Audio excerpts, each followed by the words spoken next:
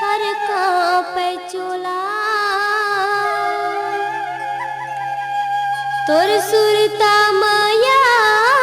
थिरवासी थर थर कांपे चोला सत के जपैया बेटा यमरू मैं कती बार खो जाऊं तोला मैं कती बार खो जाऊं तोला। बोले गुरु घासीदास बाबा की तई बरते रहिबे बाबा जुगुर जुगुर दिया कस बरते रहिबे तई बरते रहिबे बाबा जुगुर जुगुर दिया कस बरते रहिबे हाँ तई बरते रहिबे साहेब जुगुर जुगुर दिया कस बरते रहिबे। वही छत्तीसगढ़ की रात पूरी अमरावती के कोरा माजा नामा लेके वही छत्तीसगढ़ की रात पूरी अमरावती के कोरा मा यहाँ तई बरते रहिबे साहेब जुगुर जुगुर दिया कस बरते रहिबे हाँ तई बरते रहिबे बाबा जुगुर जुगुर दिया कस बरते रहिबे।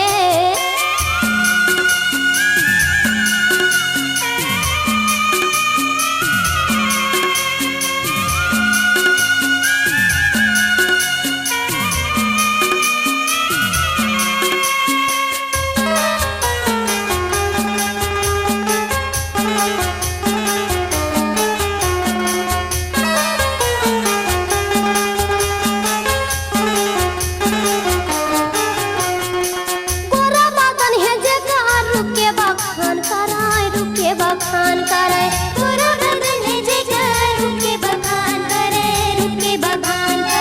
नरमुनि ज्ञानी आवाय बालक के गुण लगावाय नरमुनि ज्ञानी आवे बालक के गुण लगावे रुके बखान कराय बालक के गुण लगावे रुके बखान कराय बाबा के गुण लगावा के गुण लगावाय बाबा महंगू के आँखी के तारा बनी के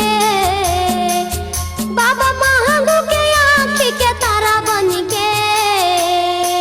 हाँ तई बरते रहिबे बाबा जुगुर जुगुर दिया कस बरते रहिबे हाँ तई बरते रहिबे साहेब जुगुर जुगुर दिया कस बरते रहिबे।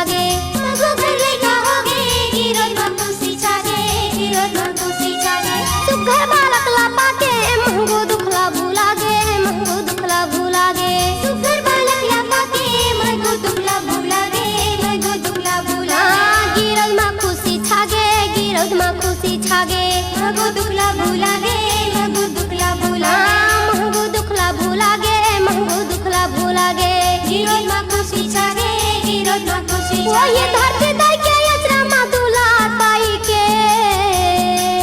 वही धरती दाई के यचरा मधुलार पाई के हाँ तई बरते रहिबे बाबा जुगुर जुगुर दिया कस बरते रहिबे